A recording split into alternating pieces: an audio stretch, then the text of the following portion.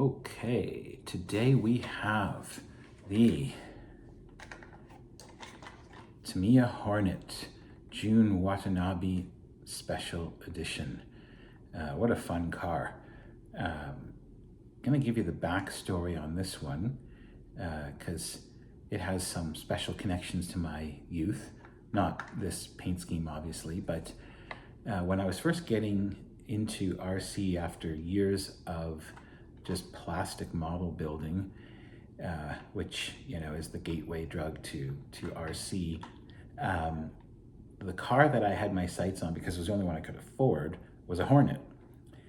So I had gone to the hobby store with my parents, had all the cash in hand, and the guy at the hobby store convinced me at the last minute that I would have more fun with a different car, which was the Marui Big Bear, that monster truck.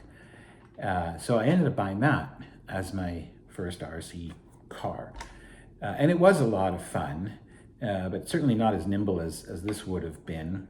And the tires were kind of mushy and it was heavy. And so I kind of quickly graduated from there when I started getting part-time jobs to an RC10.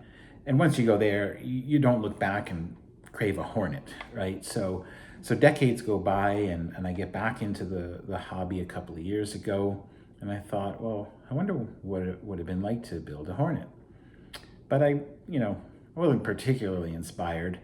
And then I saw this one come out recently, and apparently it had come out about a decade ago as well. It was super rare, was starting to get super expensive, and none of that really interested me. But then, when they brought it back, it was actually quite easy to get and cheap. So here we are. So built this up this week.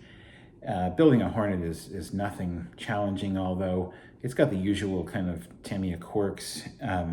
Those, 3-piece 5-spoke wheels with the tiny screws and nuts, they take some time. It's a lot of metal screws into very brittle plastic when you're building Tamiya kits.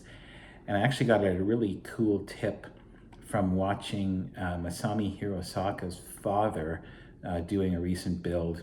He soaks all of his screws in WD-40 to get them to go in easier. I didn't use that, but what I found worked really well is actually putting a little bit of shock oil on the tips of the screws, and then they go into that plastic like nothing. And then you don't risk cracking the plastic if you overdo it. So that worked really, really well. A lot of cool details on this kit. You'll probably see people describe it in lots of other videos, but the white shock springs are really cool. Obviously the pink tires and the black wheels. They give you black tires and white wheels. If that's your thing, you can do that too. The purple chassis is super cool.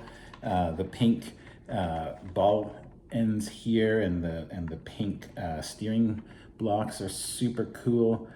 And then obviously the decal set. Putting these on took longer than building the car.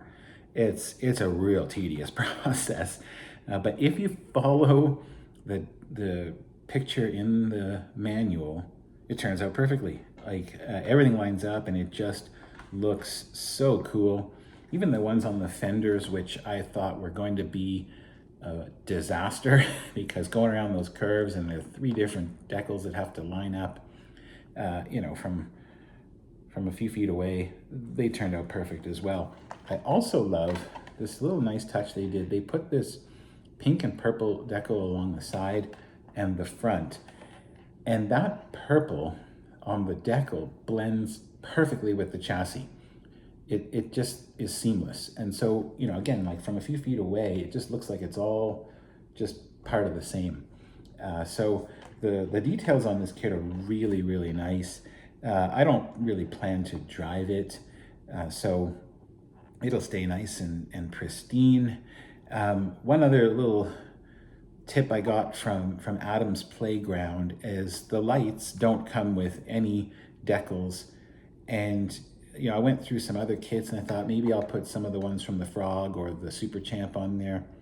But what I ended up doing was the decal sheet comes with these Hornet graphics that are reasonably big. to the point where they really don't fit very well anywhere else on the car. So I cut out the O from Hornet and put a little O on each of the lights. So they kind of look like eyes, and I thought that was kind of funky. So that was where I landed on the fog lights. So yeah, super fun. You know, I think they're sold out in a lot of places in the US, but here in Canada, super easy to get on the Great Hobbies website, and they're like $200. So, you know, if you're on the hunt for one of these, you can find them, and it's a pretty fun car.